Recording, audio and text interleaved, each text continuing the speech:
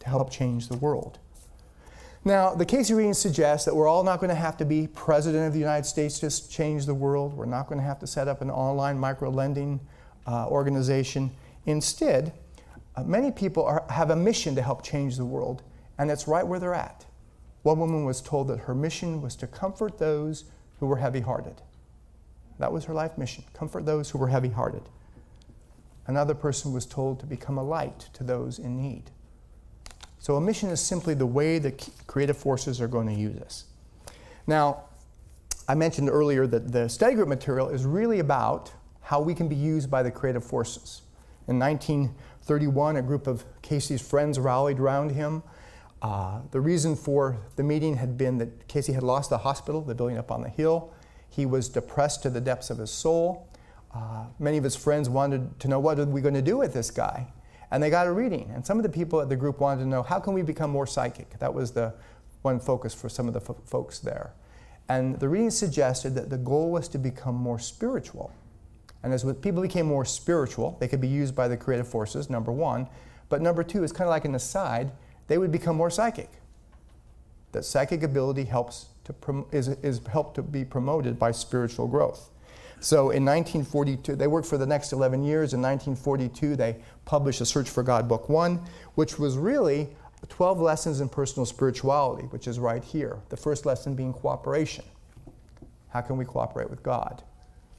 Second lesson, know thyself. What's the difference between our individual self, the way God knows us, and our personality self, the way the universe knows us? And they went through a series of 12 lessons. And just as an aside, we actually have study groups that meet here.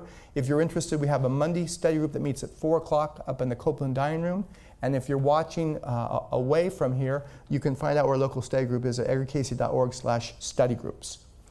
And after the first lesson, another set of lessons were done.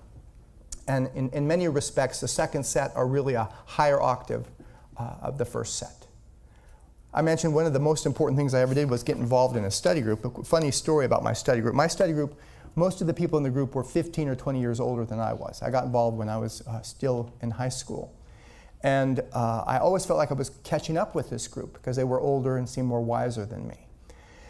And there was about 14 people in the group. And one day I had an alarming thought, because the premise in the Casey material is that we are here until every single soul has made it. You know, a lot of people in the area tell me, I hope this is my last lifetime. That's not the premise in the readings. We are here until the dumbest person you know has made it. Until the dumbest person you know has made it.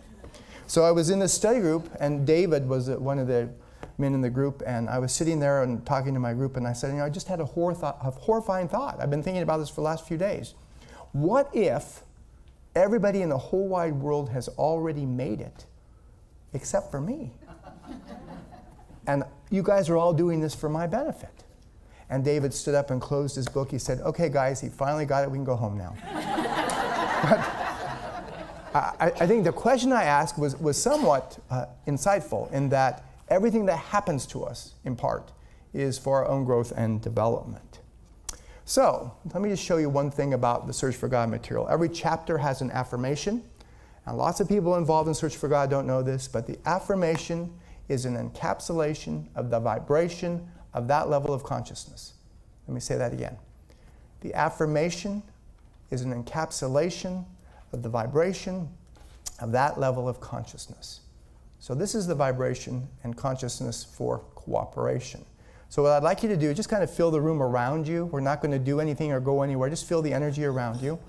And Rosie, when you get a chance, would you turn the fan on just a little bit? It's in the back door. And I'm going to say the affirmation. We're going to close our eyes and we're going to say the affirmation. And we're going to see if the energy in the room doesn't somehow change. So close your eyes, feel the energy around you. And I'm going to say this through twice. And if there's any line that stands out to you, you can think it. Think it in your head. Not my will, but thine, O Lord, be done in me and through me. Let me ever be a channel of blessings today, now, to those that I contact in every way. Let my going in, my coming out be in accord with that thou would have me do. And as the call comes, here am I. Send me. Use me. And one more time with your eyes closed. Not my will, but thine, O Lord. Be done in me and through me.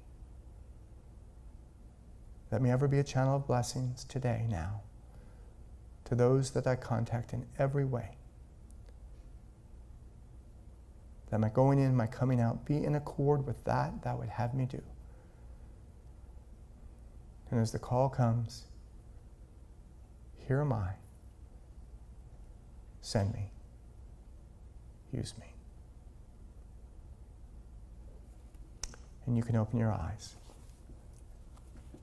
And I don't know if you can feel it after one time, but if you try something like this at home and you meditate on the affirmation, you will notice how even for just a few minutes, the energy, the vibration around you changes just by focusing on an affirmation. And that's really what's happened up in our meditation room. That every Wednesday we have a prayer group that comes here. It's open to the public. And they have a meditation together. They pray for our prayer list of about 1,000 names. And then they do a laying on of hands. So somehow attunement can affect vibration. In terms of the Search for God program, remember I told you that Casey suggested that as people became more spiritual, they would become more psychic. Well, Harmon Bro was a doctoral student who came and worked in the Casey office for a year. And he went on and in the 1950s wrote his doctoral dissertation on Edgar Casey as seer. Now, one of the things he wanted to do was research some of the first members of group number 1. He went and interviewed some of these people to see if, in fact, they became more psychic. Here's the conclusion out of his thesis. I remember my astonishment when a middle-aged housewife from this group told me with striking accuracy the substance of a dream of mine, which she had picked up psychically. He hadn't even told her the dream. She also went on to interpret the dream with considerable skill. And I remember my surprise when another member of this group spotted a vitamin deficiency in one of my children, about a week before our doctor did. Healing, seeing auras, vocational counsel, warnings, marital guidance, interpretation of symbols, seeing discarnates, ghosts. All of these psychic phenomena and more are in my case notes on the members of Group 1. Now, Charles Thomas Casey, who was Edgar Casey's grandson and passed away about 1.5 years ago, he used to tell the story of a person from Group 1. Her name was Hannah Miller. And back in the 1950s, when he was only about 14 years old, during the summer, his job was to ride from their house down on 53rd Street in his bicycle up to the hospital building here on 67th, which is about 14 blocks. And he was to bring his dad his sack lunch. And he was supposed to do this during the week when he was out of school.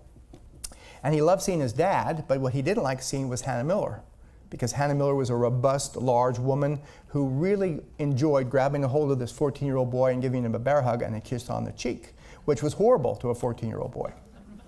But this one day, he was really excited because he had caught this large fish down at Lake Holly, which is down by where the Catholic Church is. And it was the largest fish he had ever caught down there. So he was excited to tell his dad about what had happened. So he rode his bicycle up from the house, and he noticed when he got to this property that there were a bunch of people out on the porch of the hospital. And he theorized that Hannah would be with that group or near the porch. So he decided to go around back and avoid her because he could get in his dad's office through the back. So he went the back way to the office door and opened it up, and sure enough, there was standing Hannah Miller.